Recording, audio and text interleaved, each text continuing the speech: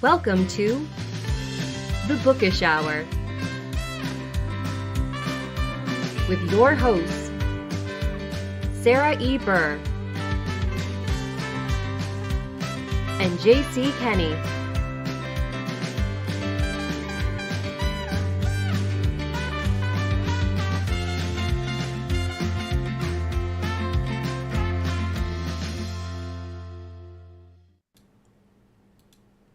And we are live. Good evening, everyone. Welcome to the Bookish Hour. I am Sarah Burr. And I am J.C. Kenney. And it's Thursday night. It's 8 Eastern. We're almost to the weekend. I think it's time to get bookish. I think there's no better thing to be at this point. Yes. We are really excited for our show tonight. We are joined by the wonderful David Rocklin. He is here to talk to us about his amazing writing, like prolific writing in the historical genre. It's going to be a fascinating conversation. We haven't had many historical authors on our show, so this is going to be really fun to be able to give you guys a new side or a different side of the genres that are out there. So without further ado, David, would you like to take a moment to introduce yourself to our readers? Happy to. Thank you guys so much for having me. I really appreciate the chance to talk to everybody. My name is David Rocklin. I am a novelist. My two novels that are both published are The Luminist and The Night Language. I recently completed my third novel, which it's a bit of a mouthful, but the title is The Electric Love Song of Fleischl Berger.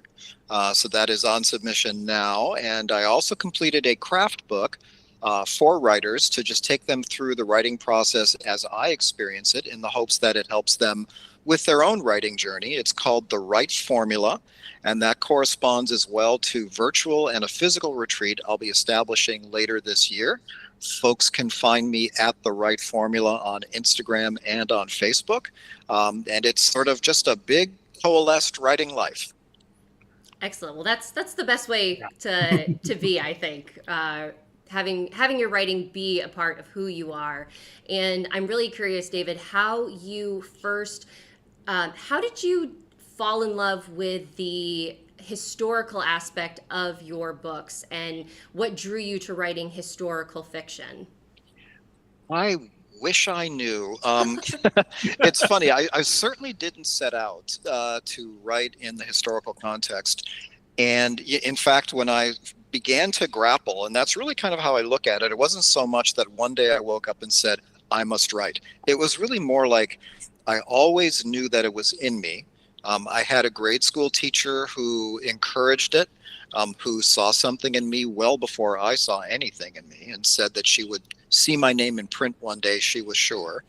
Nice. And I always knew that filtering the world, understanding the world by writing it, writing through the various phases of my life, that was always just an incredibly important part of who I was. So for me, it was really more a question of when am I going to admit that this is the life I want and just tackle the beast that is writing, in my case, a novel. I didn't have a great deal of interest in writing nonfiction or in even short stories per se. I did write a few screenplays with a dear friend, one of which was optioned. I hated every second of it. So I kind of found my way to the type of writing that was meaningful to me. But my first attempts, including, and I'm not exaggerating, a 1,000-page novel, which was horror. Yes, it was horror. And not just because of the length. And its jumping off point was the Passover story as it pertains to the angel of death passing over houses. All I can tell you all is that it made sense at the time. And it was a gigantic mess, but it sort of introduced me to the idea of stepping into a world, starting it, and going from A to B to C until the end of it. And it didn't really click. I could feel it in a way similar to the way I felt screenwriting. This is not what I'm supposed to be doing. And the reason I knew that was because even though I was kind of inspired by horror, I loved Stephen King, I love horror films, not the torture ones. I like like a good monster, a good ghost story. So I kind of gravitated at first to the types of stories that I like to read or that I like to consume, either as a viewer or as some other participant taking in some kind of content. And what drew me, what inspired me, was the emotional part, the relationships, making the setting vivid, really living with these people. Once I got to the actual horror part, it was, and he turned around and there was a ghost, whatever. Anyway, back to the relationship. And that's what told me I don't care about this kind of writing. So there was a period of time where I was really trying to figure out, well, what kind of writing do I care about? What would matter to me enough to feel that feeling, that kind of burning need to get this down on paper all the way from beginning to end. And where it hit was actually with the beginning of the first published novel, The Luminist. And if I may, the story behind that very quickly was I went to the Getty Museum here in LA where I live. My family and I went. And there was a photographic installation of early age Victorian era photography. So this would be the beginning of the art and science of photography. And among the images, which were absolutely fascinating, even as a kid, I loved silent films. It felt like time travel to look at these things that were no longer with us. There were images of Ceylon, India, which is now Sri Lanka, taken by a woman, which was already a very transgressive idea, because this would have happened at a time when women would not have been allowed to have, an avocation, let alone a vocation. And so I began to learn about her.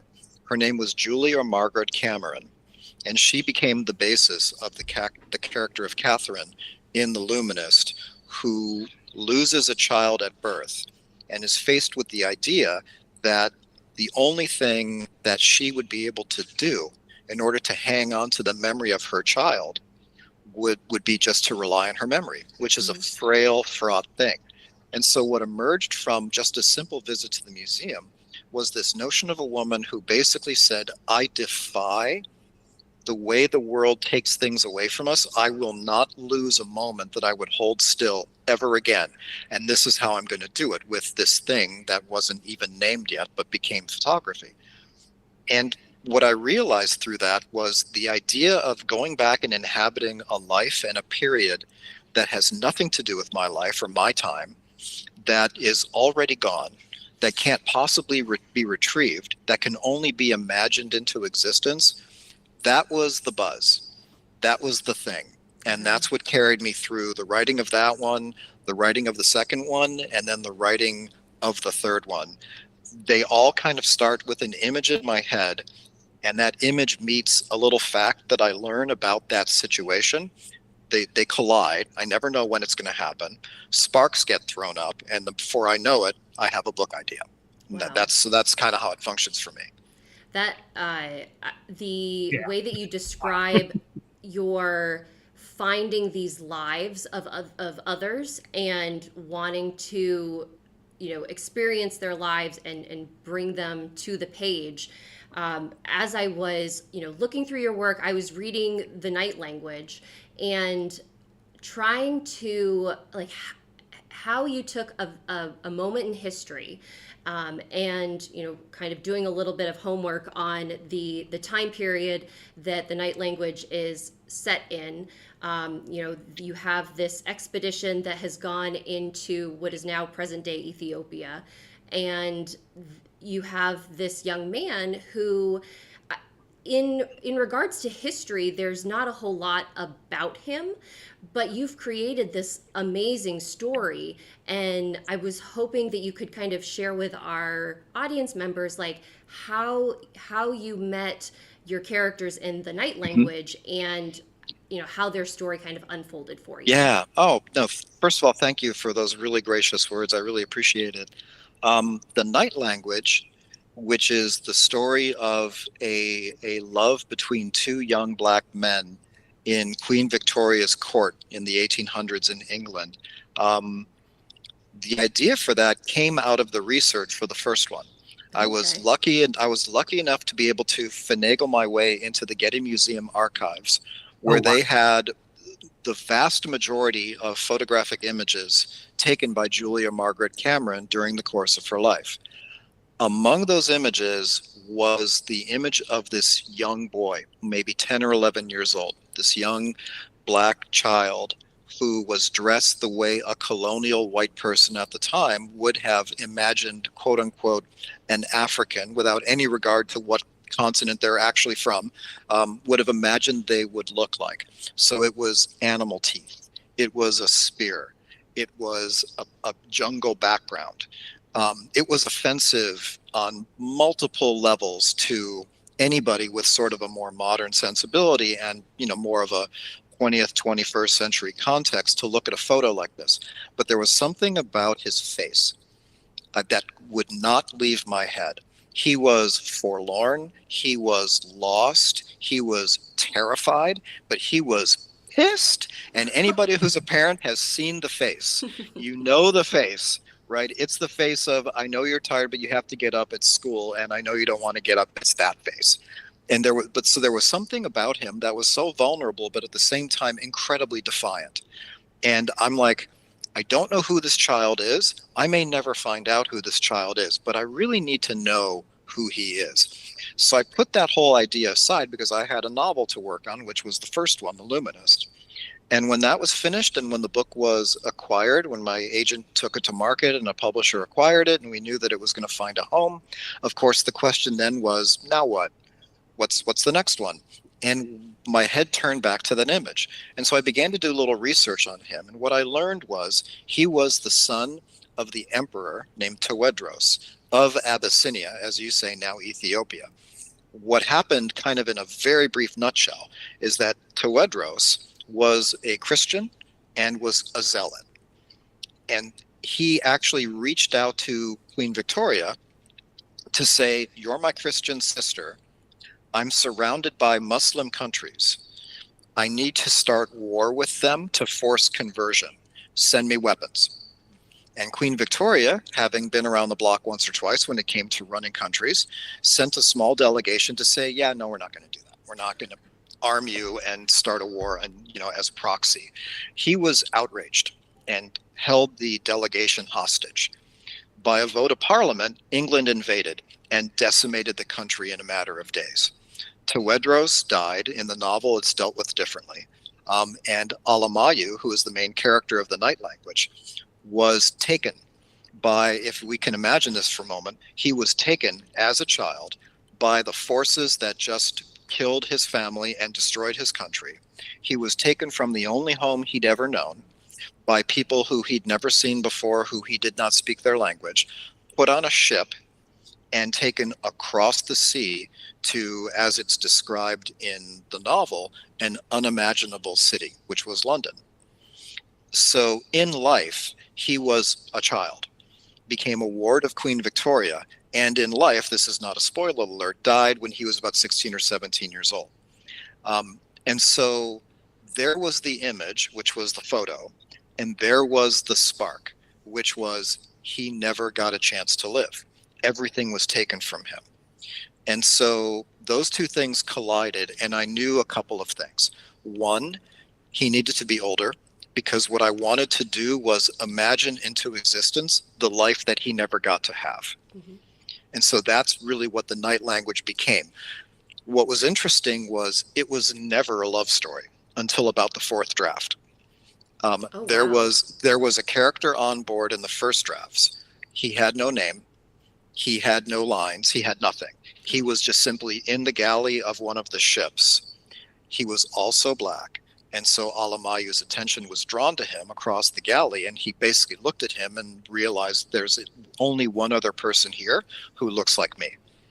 That was it. That was the beginning and the end of it. But over the course of drafts, he found his way out of the galley to the deck of the ship where he was standing at the rail, and the other individual came to the rail as well. And they were standing next to each other, and both of their hands were on the rail. And they were looking at their hands as if to note, you're like me. And then he got a name, And he became the love of Alamayu's life by the time I got to the fourth or fifth draft. I had no plans for this to be a love story. It was not in the cards. It was not how I saw the story unfolding. But it was, for me, a really good example of just getting out of the character's way and letting them dictate where this story had to go, regardless of where I thought it should go. It went where it needed to go, and frankly, that's what sold it. I mean, the hearing this and having understood Philip's role and how like to me how central he is to the not only to as like a love story but just on the journey in general. I That's amazing that where you began and what you ended up with, how things had changed and adjusted during that time. When did you know that Philip needed to be a more central character? But somewhere in the fifth draftish range, I began to lean very heavily into the idea that he didn't have the life he should have had. I want him to have the life that he could have had. It's a little bit like Atonement, where at the end of that story, it's basically an imagined better ending than what the characters actually had. And so to me, it was this really wonderful meta commentary on the power of writers to kind of create and then recreate their world, even their own real world. And so for me, as I began to think about what would that life be, love has to be somewhere. It absolutely has to be. And because the novel also dealt with a certain inwardness, that the whole notion of it was in the daytime you speak a particular language, but at night when nobody is around, you speak your true language. And so that began to lean me towards Philip as not just simply a companion who kind of hangs out with him, but there are going to be feelings there that neither of them have ever recognized in themselves before. And that felt like it very much encapsulated the themes that I was playing with in the book. None of which I ever do in an explicit way. I don't say, here's the theme of my story, let me write around it. The themes tend to emerge without my really being conscious of them. That one of the things that I think is so fascinating with in hearing you tell us all of this is, in talking about themes, is you clearly in your two novels, there's some pretty heavy stuff going on. Can you talk about the challenge for you as an author, choosing to take on stories that carry with them pretty serious topics? I mean, whether we're talking women's rights or the lack thereof, or, we're talking racism or forbidden love. That's, it's easy for Sarah and I think to a certain degree at times, we write our fun little murder mysteries where, somebody is murdered, but the good guys win in the end. And it's usually not that heavy. You tackle some big ideas. Can you talk about your process for dealing with that? Yeah, that's a great question. I think that the way that I think about it, and this is when I'm working with writers, because I work with them as a book coach, that's a part of the right formula that I mentioned earlier on, or even just writers who I know personally who run their material by me, and we talk a lot about the notion of writing, the craft of writing, the art of writing, the work of writing, all of which we're all familiar with. What I would say is you could line 5 or 6 writers up in front of all 3 of us, right? And one of them writes for Harlequin. I actually knew an author who wrote for Harlequin, and that was a fascinating thing just to watch in terms of mechanically how the writers had to construct their stories in order to satisfy the imprint. Or, a mystery writer, a horror writer, a fantasy writer, and then somebody who's a little bit more akin to what I do. Put us all in a group. And I don't care how lighthearted the book is, and I don't care how breezy, how escapist, in our own mind, let alone in the minds of our readers. Put all of that aside. I promise you, somewhere in everybody's book, there's a little piece of you, and you had no idea that it was going to come out. You had no idea that was going to pop up in that character. You might not even see it until someone reads it, and they're like, doesn't this kind of refer to that thing that you sort of felt maybe 10 years ago? And you're like, oh, wow, you know, and it kind of falls into this category that I really believe very strongly in. And I don't like lists, you know. I mean, I always laugh at the joke that is often told among writers that there's 3 secrets to writing a bestseller. Unfortunately, nobody knows what they are. But you know, there's a certain list that I do kind of ascribe to, and it is, there are 3 kinds of writing, 2 of which you're in control of. The first is write what you know, which is a, you know, long in the tooth axiom that we all hear, you know, whenever we go to a writer's conference or a workshop or anything.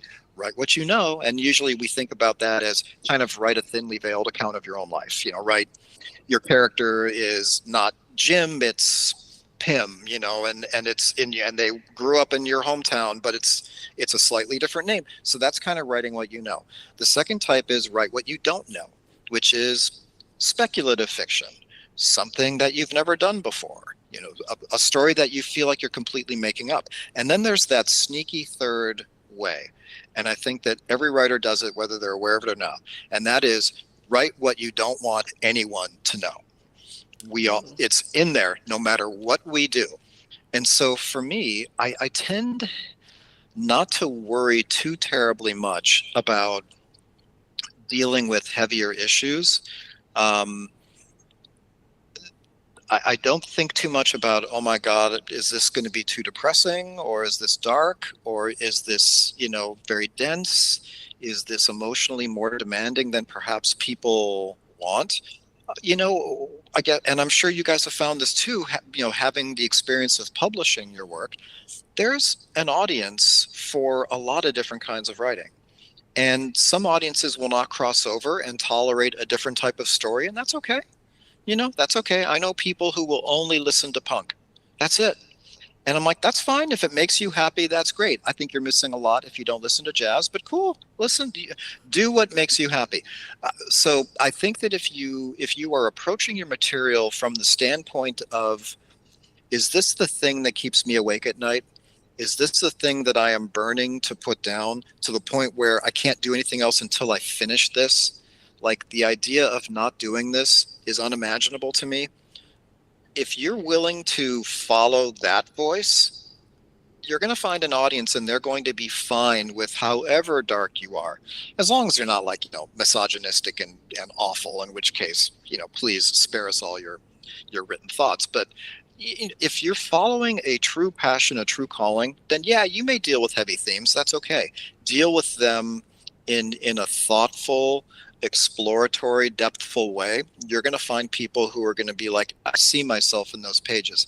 And that is the greatest thing that can ever happen to a writer, is when somebody comes up to you, as they did on the Night Language quite a bit actually, and said, I haven't really seen myself in many pages, but I saw myself there. Mm-hmm. That was like, kill me now, we're good. I think, no, Jim, your question, I think, you know, I'm sitting here thinking, you know, yes, we write kind of breezy, fun mysteries, but even like our characters, you know, we're having these moments where, David, you said, like, this is the part that you don't want people to see, like this, or this is, you don't want to be writing about this, but you're writing about this. And I think a lot of that comes into play, especially when you're doing reflection on your character's mental health. I think that that's like a big thing that at least I personally experience when I'm writing, is I'm checking in with my characters and making sure, like, okay, like how are they feeling? How are they handling this? And I would be curious to know, for, and maybe you want to talk about your newest book that you're working on, that how, I guess, what are the traits and the characteristics of the characters that resonate most with you, and that you're finding that, like, there's the most amount of connection with them? I think, you know, the character and the setting of the story and the story tend to grow together, so that there's not really a thing that I start with before the others. They all tend to kind of germinate together. And I think if I'm looking at the characters of Eligius and Catherine in the Luminist, Alamayu and Philip in the Night Language, Fleischl and Greta in the new novel, there is one sort of common element that they all seem to possess, whether they're aware of it or not. And it is, do I matter? Am I more than what I think I might be? You know, I mean, if the tagline of the new one is essentially just an ordinary, extraordinary man. And I know that that element is present in the characters because it is the thing that makes me want to write about them. It is that, I think it is that idea of excavating a life that otherwise we wouldn't hear about, that's sort of lost to history, lost to time, and shining a light on it because it really mattered. You know, I mentioned that I love silent films. I love them. I am fascinated by them. You know, just being able to see the world the way it looked 100 years ago or 90 something years ago. And what I'm always finding myself wondering when I'm looking at any particular scene is, you know, yes, I see the star. I see where the camera is mainly focused on. But do you see that third table in the lively restaurant, third table to the left? There's just a few people sitting around it. Who are they? Whatever happened to them? What were they doing? You know, and so that there is a great curiosity in me to pull up these lives and almost, you know, in a kind of the writer is the master of the domain way, pull up these lives, put a light on them, imagine all sorts of scenarios around them as if to say, you matter. You matter. I'm really glad I found you. I want other people to feel the same way. And so since I kind of inhabit that from the outside in, I can absolutely discern that my characters inhabit that from the inside out. Mm-hmm. This notion of do I matter, which, let's face it, we all have that thought, but we don't generally go through our days saying, you know what I'm going to do today to matter? I think I'm going to do this today so that I matter. No, none of us. I mean, if you do that, have a talk with yourself. But I think unconsciously, my characters are all, that's their question at the end of the day. Mm-hmm. I mean, if anything, I think the Luminist kind of thematically embodied that idea of taking a moment or a life and holding it still so that 100 years forward, somebody could go, oh my God, this person who's long gone, let me have some sort of a communion with them. I need to understand who they are. And it's sort of like there's, you know, around us are echoes of these lives, of these moments that are generally gone, but I really like to excavate them, pull them up, and tell a story about them. That's a very beautiful way of phrasing that. Yes, very much so. You know, and I tell you what, you know, it's amazing. We're already halfway through our hour, and you know, thank you for sharing your thoughts with us. You know, one of the things I kind of like to do is take a little bit of a turn here. You know, we've had a wonderful chance to hear your thoughts about themes and character and things like that. You know, you're writing historical fiction. You know, that ain't easy because you know, you got to do your research. I know Sarah and I have joked. One of the things that's nice about writing contemporary fiction is it's going on right now. I don't have to research, you know, so I don't have to worry about getting caught out because I know with historical fiction authors, they have to be very careful to get the setting right. Can you talk a little bit about your process? Yeah. To make sure you get that part right? Yeah, I can talk about it in two ways because, and I think it's just because of the type of writing I do, setting is particularly a passionate topic for me. But it's funny, I kind of think about the notion of getting the context of the history right. I don't know if anybody really remembers this movie. I only really knew about the movie because of where I went to college, which was Indiana University. Hey, I'm an IU grad. Stop it. Are you really? Yes. Well, I'm in Indianapolis, Indiana. Okay. Yeah. Okay. So yeah. I went to IU, got my both my bachelor's and master's from there. Then you are so going to understand what I'm about to say. You're going to deeply understand it. To everybody else who didn't go to IU, I apologize profusely. So there's this old movie that, you know, at IU, you watch it yearly, no matter how much older it happens to get as time goes by, called Breaking Away. Yes. It's basically about a group of kids who grew up in Bloomington, the town, versus those who were from elsewhere, who were generally a little bit more affluent, who were at the college. And every year at IU, there's this bicycle race called the Little 500. And that was the backdrop of this really wonderful, warm, human story. I can't say enough about Paul Dooley as the father. He was hysterical in this movie. But there's a moment that takes place, and apparently it's not just me who sees it, but if you went to IU, there's a moment where the main character gets on his bike and he goes for a ride, and he rides down his street, and you're like, oh my God, I know that house, I know that fraternity, I know where he is. And he takes a right, and then the camera, picks him up where he is now. And where he is now in reality is about 10 miles away. And everybody in the audience is like, that's it, I'm out. Because you just broke the spell. Because you know that was an error. Even though nobody else would care, it doesn't make a difference. If you know the place, you know that they got it wrong. And I'm always mindful of that, because as a writer, especially when you're trying to conjure a world, it doesn't matter if it's an imagined version of a real world or a completely imagined fairy tale kingdom, if it's Hogwarts, it doesn't matter what it is. Once you establish the structure of where you are and sort of the rules of the game of where you are, if you break those rules, if you put a room where there wasn't a room before, whatever the issue is, you've lost the reader, because now the reader doesn't trust you. Now the reader is like, what? I want to feel comfortable in the hands of this writer, but now I feel uneasy, because what else can I not rely on in this story? And that's, you have to respect the work that you have to do to get the setting vivid enough and demonstrable and palpable, so that the reader feels comfortably ingrained in the world that you're creating. And that means that as a writer, you've got to be ingrained in that world yourself. You can't start until this place and this setting is not just something you're making up, it is like a memory of something that happened to you. That's how well you have to know it. That's just my own take. And I've got a whole session on setting in the Right Formula craft book and in the work that I do with writers, because I just feel very strongly about this. There's a wonderful writer, one of the legends, frankly, named Anne Enright. And she has this wonderful saying that all description is an opinion of the world. And I take that very much to heart when it comes to setting. Setting is not, Jim and Sarah, where you guys are situated right now. It's not the four walls around you. It's not the books behind you.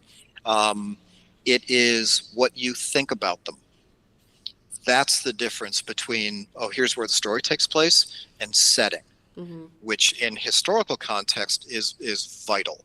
If it's, if I'm creating the night language and it's like, and then they went to the wonderful castle where they met the queen, and that's all I say and that's all I do, I didn't do my work. And you're not going to be along with me for the journey, which in the night language is a little bit more of a demanding journey. So I kind of have a whole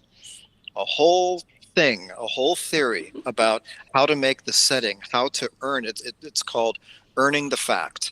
You have to earn the world that you are creating. And I have lots of fun exercises and things that I do with my groups to kind of get them into that. But yeah, I mean, historical fiction, getting the details right, you can make things up. I mean, you can create an alternative New York. There's nothing stopping you. Just make sure you know your own rules of operation and stick to them. If you don't establish the rules and then suddenly on page 300 you're saying the Statue of Liberty was never created, that's not fair. And it jars the reader out of your story. Create the world you want to create, whether it's based on something real, whether it's inhabiting your actual hometown, or whether it's a completely imagined place, but earn the facts that you are demonstrating to the reader, and you will be rewarded with a loyal reader. I was just going to say that's amazing, David, that you got Sarah and I talking over each other. Yeah. What I was going to say is Sarah has written a wonderful series that's fantasy mystery series. Oh, cool. And so, Sarah, I'd love to get your take, because you created this whole world of the king, the Duchy of Saphir and the realm of virtues. And I'd kind of like to hear your take on what David just talked about, because that's something you had to create from scratch. Yeah, and the way that David has phrased it, I've always kind of approached my relationship with setting is it's a character that we're building upon and developing as as our own characters are growing and having the experiences that they're having. And the very reason why, at least when I was first starting out, that I wanted to create my own world is I didn't want to have any rules that I was limited by. I didn't want somebody to be like, well, in 1576, this part of Europe was actually just all rock and there wouldn't have been any water there and all of this stuff. Right. Right. So I didn't want to lose readers by my own inability to create a perfect historical world. And so that's why I was like, if other people can create worlds, like, why can't I do it? But there's when you're building this environment, you have to begin thinking of things that you probably weren't really paying attention to closely to before, such as, for me, somebody traveling from point A to B. Because of the setting, they're traveling either via horseback or via carriage, and having to compensate that with time. And whereas for us writing in in a contemporary style that I do now, it's like you hop in the car and you're at your destination in 10 minutes. But having to create these boundaries and these roads and the ways that my characters can get from point A to B, it was really, really challenging. And once I found how I was going to do that, making it consistent and having it carry through, because if in book 1 it takes them 2 hours to ride into the city, and then in book 7 it takes 3 days to ride into the city, you're going to have your readers losing trust in what you're talking about. And I think that portion of having the reader's trust, you could be writing anything as long as you're keeping them there with you. Yeah, if you can't demonstrate in your work that you cared enough about their experience, I mean, there's a whole conversation to be had about who are we writing for? Are we writing for ourselves? Are we writing for others? Are we writing for this market, that market, agents, publishers? Who are, or is it really just, I need to express this? So that's like a whole other conversation. But whoever you're writing for, if you cannot clearly demonstrate that you felt so strongly about telling the story that you wanted to tell it with an eye for those beautiful details, which can be pains in the behind for sure, but they also will make the story come alive, then there's not really much to be able to tell a reader to say, please pick up my book. That's so true, because it circles back to what you talked about earlier, is that as writers, at the end of the day, our main goal really has to be to make the readers care about our characters.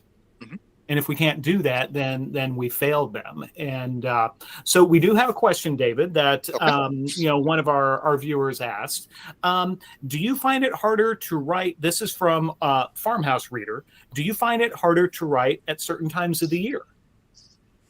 Ooh, Farmhouse Reader. That's a cool question. Do I find it harder to write at certain times of the year? I would say I know a lot of writers who do. Because certain times of the year may hit them a little bit differently emotionally. There may be certain anniversaries of events in their lives that are very difficult, or just simply logistically, certain parts of the year are just really, really busy. For me, because I happen to be pretty good at compartmentalizing things, I'm always able to carve my writing time where I need to. That generally means I don't sleep. But it doesn't, for me, it hasn't turned out to be terribly seasonal. So there's not a particular time of year that is better or worse for me. I will say there are particular times of the day. Again, to my detriment, there is something about the feeling of a silent house, because everybody's asleep and you wake up super early and you have whatever your little morning beverage might be, and you go find that corner and you just have this block of time where nobody's going to be needing anything from you, that early morning block is the loveliest thing in the world. I can write at night if I'm off someplace by myself. If I'm not, if I'm just with the fam, I think I'm in a little bit of a sort of a mode and a pattern, so that much by 10:30, 11 o'clock, I'm just like, okay. Oh, wow. I just need to stare at something mindless, and yeah, I cannot think about this right now.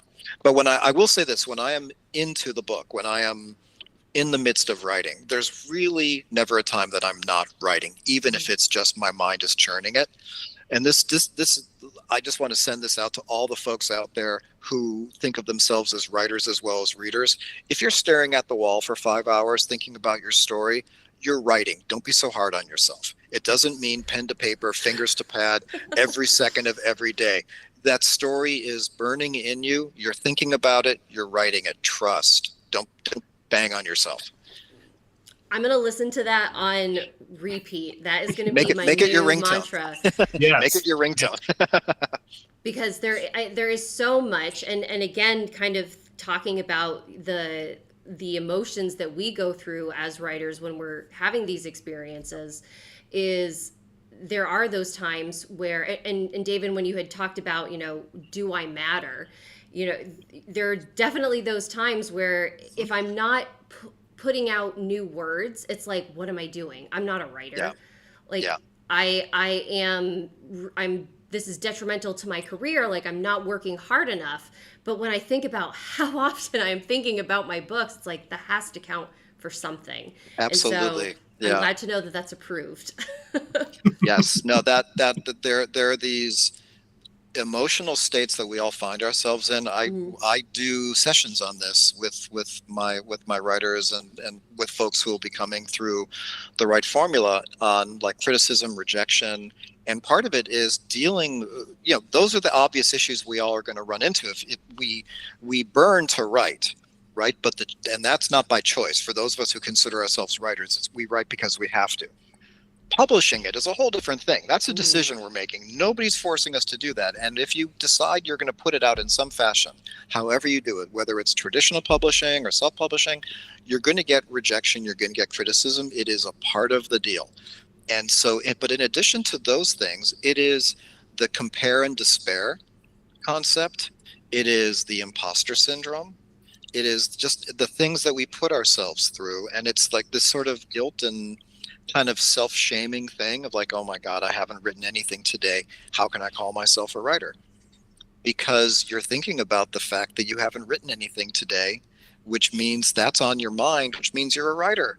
Go easy on yourself. Be a little bit more forgiving to yourself. Speak to yourself the way you would speak to your friends. That's another, I think, Sarah, you and we're going to need to go through this chat and come up with, David's top 10, pieces of advice here. Yeah. Because what you're talking about here is absolutely golden, David. And we appreciate thank you. Thank you. I hope it helps folks. Oh, absolutely. And so I'd like to have you tell us a little bit about your Rorschach venture, because that's writers. So could you talk to us a little bit about that? Yes, Rorschach is a 10-year running reading series that arose from the most selfish of reasons. And it was basically because in connection with the first novel, when I did sort of the book tour thing, that was really the first time I'd been in the company of other writers, going to events, going to conferences, speaking on panels, at readings. I didn't come up through an MFA program. I didn't participate in writers' workshops. It was very much me kind of stumbling through and finding my way through the writing journey. But being in the company of other writers, being in the company of folks like you who get it, right? And that's not to say we're not surrounded by lovely people, family who are like, oh my God, you had a bad writing day? Oh, babe, come here. That they empathize, right? But if you look at them and say, revisions, they'll be like, that sounds hard. If you go to a writer and say revisions, they know on a cellular level what you just said. They feel it so intrinsically. And there's something very communal and very important about that. And so when I came off of the tour and just kind of came back and went, like I miss that. I miss the company of writers who sort of get it, and learning about what they've written and hearing them read. And so I started the reading series out of nothing because I really just wanted to meet other writers. And here we are 10 years later. It's based in LA. It's called Rorschach because I'm just incredibly clever. And it's just, and so we go once a month, and we have writers of all kinds. We have writers of genre fiction, memoir, literary fiction, poetry, flash fiction, spoken word, table readings of scripts. We usually have about 5 writers per show. We have an audience. We do a really fun writing improv game called Live Write, which is audience participation around a prompt. And you know what? I'll keep doing it for as long as people keep finding value in it. But again, sort of as is the case with most everything that I do in terms of writing, what matters the most to me about it, in addition to it's really fun, and I've met some really wonderful people who are now good friends, when you guys write, you have access to things like readings. You know, like if you decide you want to read your book publicly and you're going to get on a show with a bunch of other writers, you probably don't have a ton of difficulty doing that. The idea of getting up in front of an audience and putting your work out there, especially where, as with my reading series, the pieces tend to, you know, move a little bit more towards the dark, towards difficult things, towards painful things. The community that's come around this reading series is incredibly receptive and warm and supportive. And I've seen so many folks who've never really done that kind of thing before, reading aloud what they've worked on, come away feeling like, I think I'm going to keep writing this because it seemed to matter to people, that they were there to hear it. That's an amazing feeling. So I will keep doing that as long as the space is giving that gift to people who maybe didn't think of themselves as writers until they put their words out there, and people were like, oh my God, that was beautiful. And you can see them walk away like, maybe I'm a writer. That's an amazing thing. It's an amazing thing. So if any of our viewers are in the LA area, make sure to hit me up, you guys. Yeah, you can find me on Facebook either under my name or under The Right Formula. You can find me on Instagram in the same way. It's D Rocklin on Instagram, or The Right Formula. Just send me a message. You know, if you guys want to get into the whole Right Formula writing part and just, you know, work on stuff with me, I'd love it. But if you're going to be in LA, we usually go on the 3rd Sunday of every month. So if you think you're going to be around at a time that coincides with that, come to a show. Awesome. It'll be fun. That sounds like that goes for both community. of you too. And I'm like, Yeah, I'm trying to great. think, it's like, what, am I going to be on the West Coast anytime soon? For real. Because it does sound like a wonderful community. Yeah, And good time. we actually have, I'm looking at the time, and as always, it flies by so quickly. We're about 10 minutes away from the hour. We do have another question from one of our viewers. Username is DHB. How do you decide what is the next story to be told? Thank you so much for that question, DHB. And I don't want this to sound like too terribly metaphysical, but I would say that I don't decide what the next story is. For those of us who, like me, are roughly, 130, 140 years old, there was a time when you did not stream music. This is a shock. There was a time when you depended upon this device called a radio. I don't know if that is familiar to you guys. But if you've ever been driving someplace where you have no reception and all you get is static, and gradually as you get closer to civilization, you begin to hear little patches of like an actual tangible sound or a word. And then it begins to come in more into focus, more into tune. And then eventually you are hearing the station. That's kind of how it feels for me when an idea is starting to percolate. Excuse me. It just kind of feels like there are ideas floating around out there, and eventually one of them just kind of lands on me. I've never really sat down and said, I must generate my next book idea from nothing. Let me think of the themes I want to play with. It just doesn't work that way for me. It works that way for a lot of people, and I love that. I think the ideas of what it is that we want to write next, it's different for all of us in terms of how we approach it. Some people will kind of study what's selling and say, I think I need to write, my own version of Gone Girl or whatever. Other people, it's like, what is hitting me? I've always kind of thought of this thing and this is another antiquated, but that's me, antiquated notion. They used to sell these things called fly strips where you would just hang them and then the flies get stuck to them, and it's disgusting. But I began to think about what I call the flypaper rule, which is during any given day, there's like a million ideas coming at you because there's just a million pieces of sensory input coming at you. There's billboards, there's, talk shows, there's podcasts, there's a line in the dictionary, there's an image that you pass by as you're walking past your iPad. There's like a gazillion things coming at you. And on any given occasion, writers are probably going to say 5 or 6 times a day, ooh, that would be a cool idea, and then it's gone. And that's another one of those things where we kind of punish ourselves. I follow the flypaper rule. If I dream of something or something occurs to me, I'm like, oh my God, that's actually kind of cool. And then it's gone in a couple of hours because the day resumes and it's just washed under the waves. It wasn't meant to be there. Mm-hmm. But if 24, 48 hours later, I'm still thinking about it, it may have found me for a reason. And now I need to turn my attention to it to see if it's a reason that merits the work that would need to be done to make this germ of an idea into a thing. That's kind of what happened with the third novel that's on submission, The Electric Love Song. It was a footnote in an article that I was reading just because I thought the article was cool. I wasn't thinking about it for a book. And it was about near-death experiences. And there was a footnote when it came to the part of the article that talked about there was a patient hooked up to an EEG and they were flatlining. And then there was a footnote. I'm like, well, if the author of this article put in a footnote, of course I must go look at the footnote. I mean, they went to that trouble. That's just, that's the Jewish guilt in me. I'm like, I have to go look at that.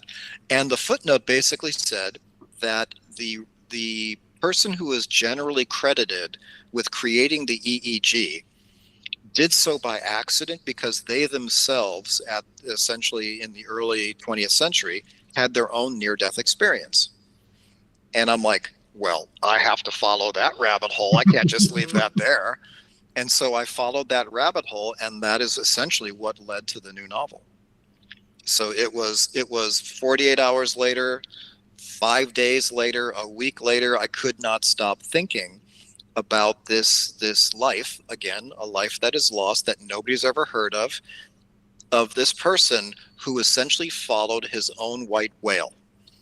Never got there, but it defined his life in such an extraordinary way for such an ordinary person. And I'm like, he is an ordinary, extraordinary person, just like all of us are. Mm-hmm. And I think I need to spend some time with him. And that's really where the new novel came out. I think the thought that the ideas that stick with us, and for me, David, you had mentioned the radio becoming clear, the radio signal mm-hmm. coming in clear. For me, it's like right in the back of my, like the base of my skull. It's something just like is presses there, and it's like, okay, like this is something that I need to see through. Whereas the other ones just kind of slip away.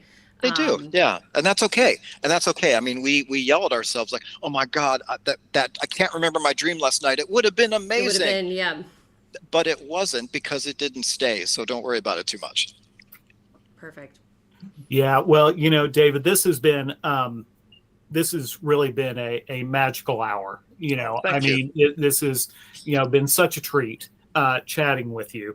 We've only got a few minutes left. And this is kind of when we go into to kind of wrap up, kind of chat about, got any recommendations? What are you watching? What are you reading? What are you listening to? Before we get into that, I just got to share with you, David, and this is going back to, this is, I'm going to, be a little bit, I'm one of the, hosts here.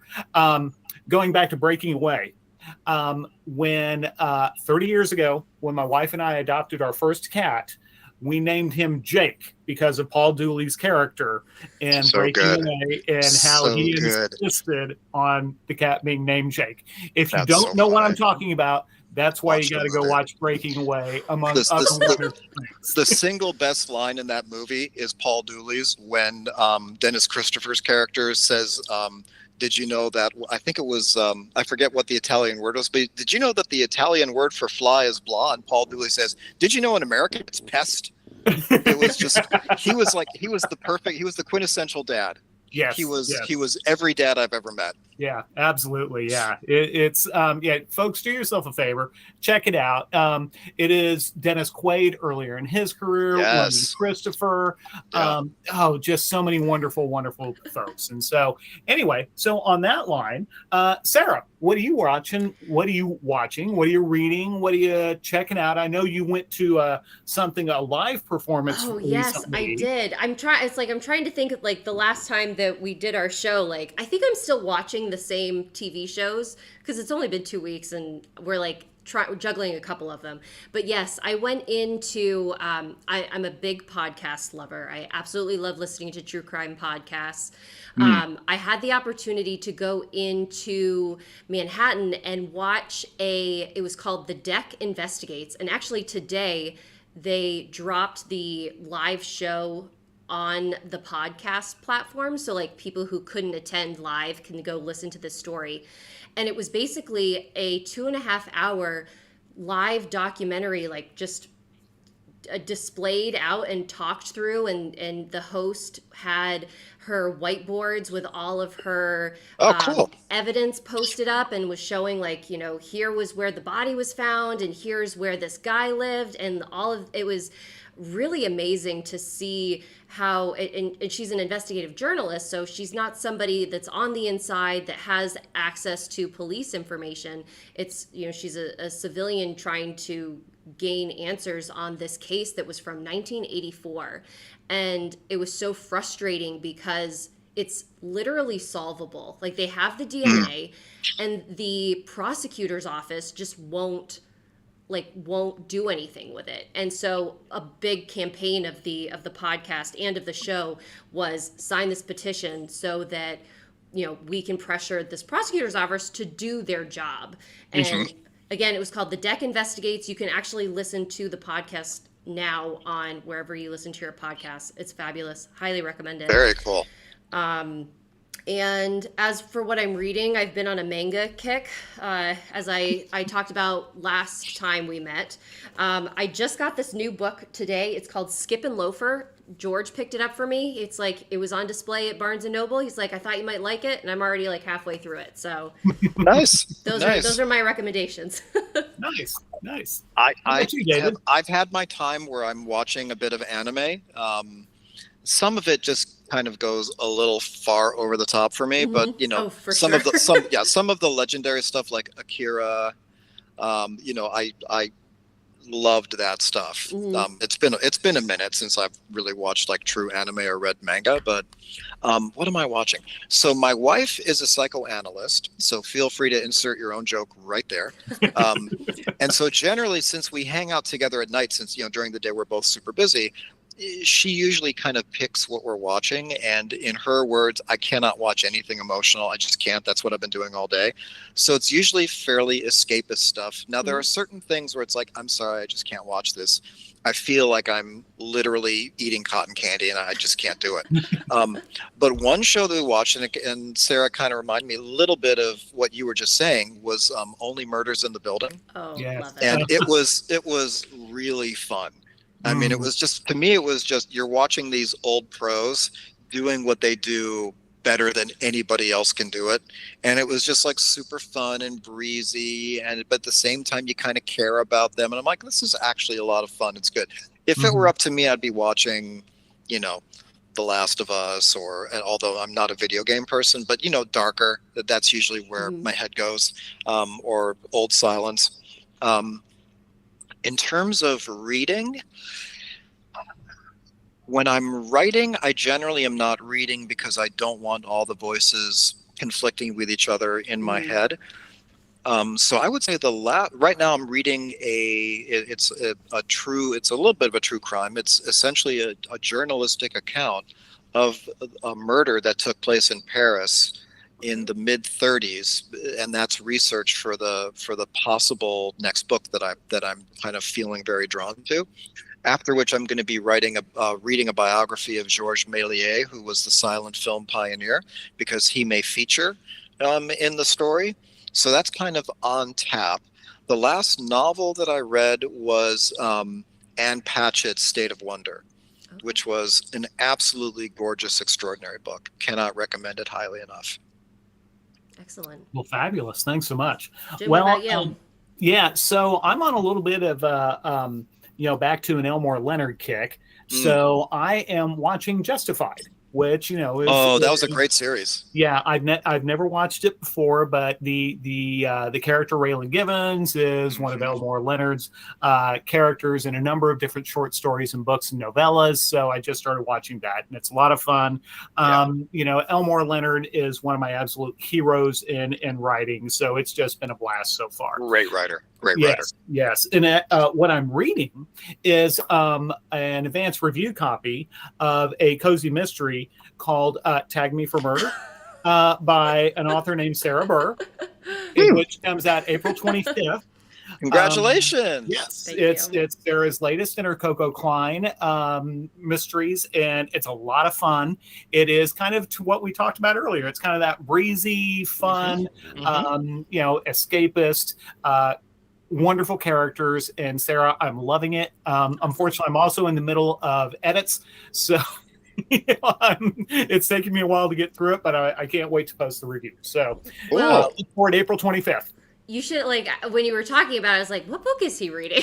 I was like, so I'm still coming out of edits. So totally understand.